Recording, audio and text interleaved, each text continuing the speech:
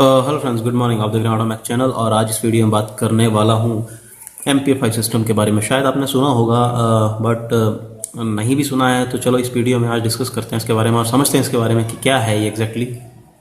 जैसे कि आपको पता है MPFI सिस्टम, पहले तो ये बता दूं कि ये पेट्रोल की गाड़ियों में लगकर आता है और आपको पता है कि पहले पेट्रोल की जो गाड़ियां थी जितनी भी, उनमें कार्बोरेटर सिस्टम लगा होता था। कार्बोरेटर आपको सबको पता ही होगा।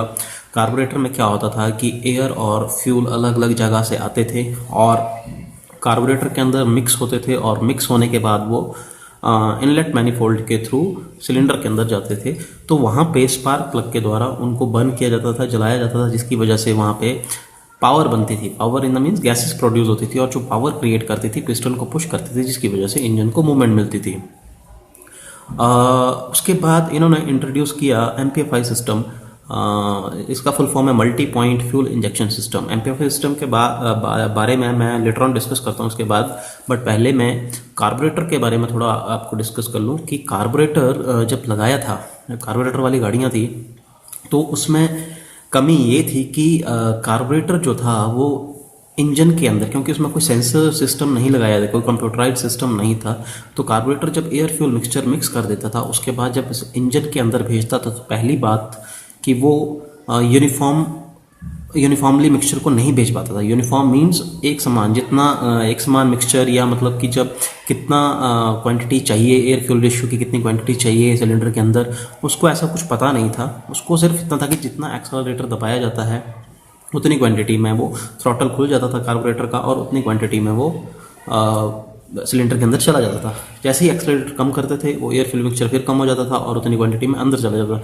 बट एक बोले कि एक मेजरिंग क्वांटिटी में नहीं जाता था फ्यूल की, किस टाइम पे इंजन को क्या रिक्वायरमेंट थी। दूसरा कि एयर फ्यूल मिक्सचर जब कार्बोरेटर भेज देता था सिलेंडर के अंदर, तो जब वो जलता था तो जलने के बाद वो पावर तो पैदा करता था, बट साथ ही साथ वो अनबर्न्ड हाइड्रोकार्बन मीन अनबर्न्ड आधा अधूरा जला हुआ फ्यूल जो है वो सिलेंडर के अंदर ही रह जाता था, जिसकी वजह से वो जितना भी वो अनबर्न्ड हाइड्रोकार्बन था वो सारा साइलेंसर के थ्रू, एग्जॉस्ट पाइप के थ्रू एमिशन जो था वो क्लाइमेट में आ जाता था। आपने देखा होगा कि बहुत काला धुआं निकलता था पहले गाड़ियों में से, धुएं की क्वांटिटी भी ज़्यादा होती थी। तो यही वजह थी कार्बोरेटर का। तीसरा, फ्यूल कंजप्शन ज़्यादा थी कार्बोरेटर में, क्योंकि फ्यूल मेजरिंग क्वांटिटी में नहीं जाता था, इसको मतलब मीट्रिक क्वांटिटी में नहीं जाता था, पता नहीं होता था कितना फ्यूल भेजना है, तो वो सिर्फ भेजने का काम करता था। तो फ्यूल कंजप्शन ज़्यादा होती थी, पावर कम मिलती थी। तो ये कार्बोरेटर के कुछ एक प्रॉब्लम थी और जिसकी वजह से गाड़ी की पिकअप में, गाड़ी के इंजन परफॉर्मेंस में ज़्यादा प्रॉब्लम आती थी। गाड़ी के जो हमारा पेट्रोल इंजन था उसको ज़्यादा मेंटेनेंस की ज़रूरत पड़ती थी, क्योंकि वो अंदर से काफ़ी जिसको बोलते हैं कार्बन डिपोजिशन हो जाती थी। स्पार्क प्लग बार बार क्लीन करने की ज़रूरत होती थी, क्योंकि स्पार्क प्लग पे भी जो था वो कचरा जमा होता रहता था, क्योंकि फ्यूल वाला ही कचरा होता है, क्योंकि जब वो जला नहीं तो वो इंजन सिलेंडर के अंदर और कंबस्शन चैम्बर में इधर आसपास वो जो था वो जमा हो जाता था, जिसकी वजह से वहाँ पे डिपोजिशन होती रहती थी और जब बर्निंग होता था तो ब्लैक स्मोक बाहर आता था। तो ये तो थे कुछ एक पॉइंट्स की कार्बोरेटर में क्या क्या प्रॉब्लम्स थी, क्या क्या नुकसान थे, क्या क्या डिसएडवांटेज थे कार्बोरेटर के। बट अब मैं बात करता हूँ MPFI सिस्टम के बारे में। MPFI सिस्टम इन्हीं वजह से इंट्रोड्यूस किया गया, इन्हीं वजह से गाड़ियों में आना शुरू किया गया। MPFI सिस्टम में एक कंप्यूटराइज सिस्टम लगाया गया है, कंप्यूटराइज चिप सिस्टम लगाया गया है, जो कि गाड़ी की हर पोजीशन को, हर मूवमेंट को मॉनिटर करता रहता है। और मैं MPFI सिस्टम में मैं आपको तीन चीज़ें बता दूं, तीन चीज़ें समझना जरूरी है। फर्स्ट जो है हमारा सेंसर्स, दूसरा हमारा ECU और थर्ड है हमारा एक्चुएटर्स। तो सबसे पहले मैं बात करता हूँ सेंसर्स की। गाड़ी में डिफरेंट टाइप्स के जो हैं वो सेंसर लगे रहते हैं। Cam position sensor, crankshaft position sensor, coolant sensor, air mass flow sensor, oxygen sensor, accelerator sensor. तो बहुत सारे मल्टीपल सेंसर्स जो हैं वो गाड़ी में यूज़ किए जाते हैं, गाड़ी में लगाए जाते हैं।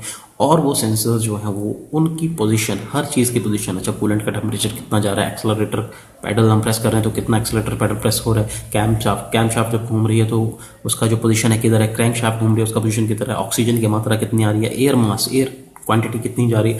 तो ये सारी चीज़ें सेंसर जो है वो नोट करता रहता है। और जो जो दूसरा मैंने बताया ECU, वो है इंजन कंट्रोल यूनिट या इंजन कंट्रोल ECM भी बोलते हैं, इंजन कंट्रोल मॉड्यूल। तो ये सेंसर क्या करता है, सारा डाटा कलेक्ट करके, गाड़ी की मूवमेंट का सारा डाटा कलेक्ट करके भेजता है ECU को। और ECU एक कंप्यूटर है जो उसको एनालाइज करने का काम करता है। मींस एक तो एनालाइज करता है सारा डाटा को, अच्छा ये चीज़ आ रही है, इधर से ये प्रॉब्लम आ रही है, इधर से ये चीज़ हो रही है, इधर से ये कमी हो रही है। तो वो सारा एनालाइज करता है और जांचता परखता है कि अच्छा क्या गाड़ी की रिक्वायरमेंट है, गाड़ी क्या मांग रही है उस टाइम पे। और जो गाड़ी की रिक्वायरमेंट होती है वो दी जाती है ड्राइवर के द्वारा, जो गाड़ी ड्राइव कर रहा है कि अच्छा चढ़ाई पे गाड़ी चल रही है तो अभी एयर फ्यूल मिक्सचर कितना आना चाहिए, गाड़ी प्लेन पे चल रही है, 5th गियर पे चल रही है तो अभी एयर फ्यूल मिक्सचर कितना आना चाहिए, या जो भी चीज़ें, गाड़ी स्टीप पे चल रही है, लो गियर पे चल रही है, 2nd गियर पे चल रही है, तो क्या क्या रिक्वायरमेंट है, एक्सेलरेटर पैडल कितना दबाया तो उसकी वजह से कितना फ्यूल जाना चाहिए, अभी ब्रेक भी साथ में दबा रहे हैं, तो सारा चीज़ें वो सेंस करता रहता है और ECU को भेजते रहते हैं सेंसर। ECU उन चीज़ों को मैनिपुलेट करता है, एनालाइज करता है इन चीज़ों को, जांचता परखता है कि इधर क्या रिक्वायरमेंट है क्या।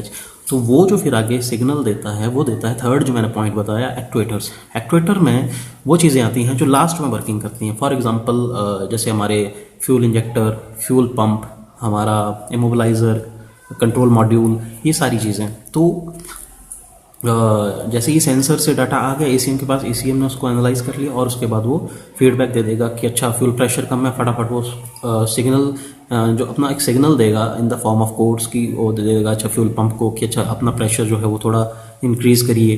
तो इस तरह से ये सारी चीज़ें इस तरह से वर्क करती हैं। तो प्रेशर इंक्रीज़ हो जाएगा, फिर अगर फ्यूल की रिक्वायरमेंट कम होगी तो प्रेशर फिर से वैसे ही डिक्रीज़ करने को सिग्नल देगा एक्ट्यूएटर्स को, फ्यूल पंप को, वैसे ही फ्यूल इंजेक्टर को ये भी चेक करता रहेगा कि अच्छा फ्यूल प्रेशर जो है वो कितना, जो हमारा फ्यूल लाइन है उसमें कितना प्रेशर है। तो बहुत सारी चीज़ें, मैंने जैसे कहा कि सारी चीज़ें ही मैनिपुलेट एनालाइज करता रहता है हमारा ECM, और जो आगे करने को काम देता है वो देता है एक्ट्यूएटर्स की, अच्छा अब ये चीज़ करिए, ये चीज़ करिए, ये चीज़ करिए। तो ये साइकिल बनी हुई है इन्हीं 3 चीज़ों में, सेंसर, ECM और एक्ट्यूएटर्स। तो इन्हीं 3 चीज़ों में ये साइकिल चलती है और यही जो है वो MPFI। अच्छा, MPFI का मैं दूसरे पॉइंट पे आता हूँ कि MPFI जैसे मैंने कहा कि नाम से ही जाहिर होता है कि multi point fuel injection system, multi point, बहुत सारे पॉइंट्स पे फ्यूल इंजेक्शन सिस्टम लगाया गया। तो जैसे कि 4 सिलेंडर इंजन है तो 4 इंजेक्टर लगाए जाएंगे, 3 सिलेंडर इंजन है तो 3 इंजेक्टर लगाए जाएंगे। इंजेक्टर का काम है जो फ्यूल पंप से आ रहा है प्रेशर के द्वारा उसको एटमाइज्ड फॉर्म में स्प्रे करना, छोटे छोटे कणों में, एटम्स में, क्योंकि एक लिक्विड और एक छोटे छोटे कण दोनों में फ़र्क है। लिक्विड को जलाना मुश्किल होता है, जबकि छोटे छोटे कण अगर उसको तोड़ ब्रेक कर दिया जाएगा फ्यूल को तो उसको जलाना आसान होता है, क्योंकि वो एयर में आसानी से मिल जाता है। तो एक तो ये है कि अच्छा इंजेक्टर अलग अलग लगाए जाते हैं, और ये इंजेक्टर मैं बता दूंगा भी आपको थोड़ी देर बाद कि कहाँ जैसे लगते हैं, हाँ मॉडल के ऊपर डेमोस्ट्रेट कर दूंगा। और इसके बाद मैं बात करूं कि इंजेक्टर का काम है, जो हमारा MPFI सिस्टम का काम है कि इंजन सिलेंडर के अंदर उतना ही फ्यूल भेजना जितनी इंजन को रिक्वायरमेंट है। तो ये जो डिसाइड करता है कंप्यूटर सिस्टम ECU, और उसको जो पता चलती है रिक्वायरमेंट वो पता चलती है सेंसर से, और जो ऑर्डर देता है आगे कि अच्छा इतना फ्यूल देना है वो देता है एक्ट्यूएटर्स को, जो कि हमारे फ्यूल पंप या फ्यूल इंजेक्टर या जो भी लास्ट में जो काम करते हैं उनको देता है। तो जिसकी वजह से हमारा जो मीट्रिक क्वांटिटी में फ्यूल जाता है, मीट्रिक मीन्स नापित वाली क्वांटिटी में फ्यूल जाता है according to conditions, according to requirement.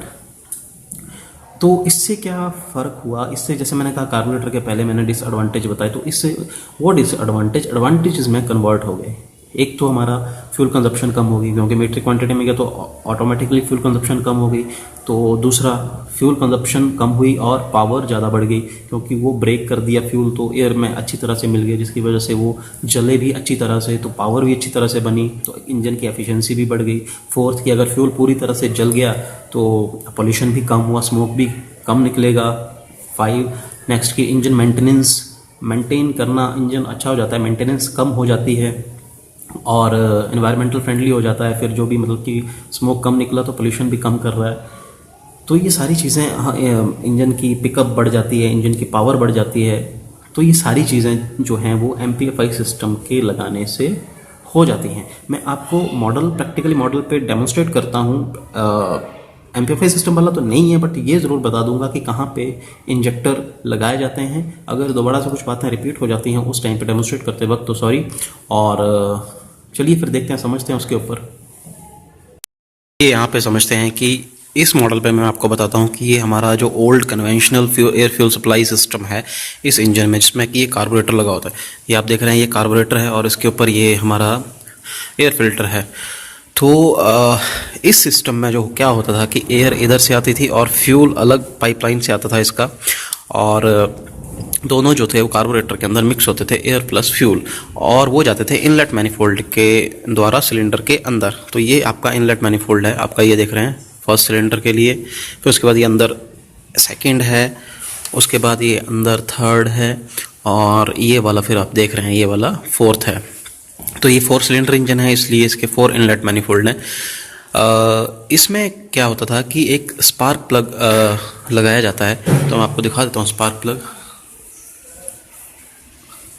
ये आप देख रहे हैं अलग अलग स्पार्क प्लग लगे हुए हैं, 1, 2 एंड 3 एंड 4। तो ये अलग अलग स्पार्क प्लग लगे हुए हैं जो एयर फ्यूल मिक्सचर को बर्न करते हैं। और अब जो MPFA सिस्टम है, आपको बता दो MPFA सिस्टम में इन्होंने क्या किया कि एक इंजेक्टर जो है वो इन्होंने हर इनलेट मैनिफोल्ड के जस्ट बाहर, हर इंजेक्टर जो है एक एक इंजेक्टर हर इनलेट मैनिफोल्ड के बाहर, अगर 4 सिलेंडर है तो 4 इंजेक्टर, अगर 3 सिलेंडर है तो 3 इंजेक्टर। तो ये इनलेट मैनिफोल्ड है, ये कंबस्चन चैम्बर के अंदर जा रहा है। यहाँ पे ये इनलेट मैनिफोल्ड है, कंबस्चन चैम्बर के अंदर जा रहा है, बट जो इंजेक्टर है वो लगाया है ठीक कंबस्चन जो इनलेट मैनिफोल्ड है उसके बाहर। यहाँ बताता हूँ इनलेट मैनिफोल्ड के बाहर, जैसे ये तो किसी और चीज़ का लगाया है, बट इसी तरह से जो है वो हमारा जो इंजेक्टर इसी जगह से इसी तरह से जो है वो प्लेस किया जाता है। तो जिसकी वजह से क्या होता है कि वो सिर्फ और सिर्फ जो है वो पेट्रोल इंजेक्ट करता है। इंजेक्ट मीन्स स्प्रे करता है। इस वीडियो में सिर्फ इतना ही समझाना था कि MPFI सिस्टम क्यों लगाया गया और ये कहाँ जैसे इंस्टॉल होता है, किस तरह से ये वर्किंग करता है, और क्या इसके फ़ायदे हैं। तो यही जो वीडियो थी इसी के बारे में थी। और अगर आपको वीडियो अच्छी लगी हो तो लाइक ज़रूर कर दें एज़ यूजुअल, और नए हो तो सब्सक्राइब कर लें, और वीडियो जो है वो ज़रूर शेयर कर लें अगर अच्छी लगे हो तो। सो मिलते हैं नेक्स्ट वीडियो में, टिल देन बाय बाय।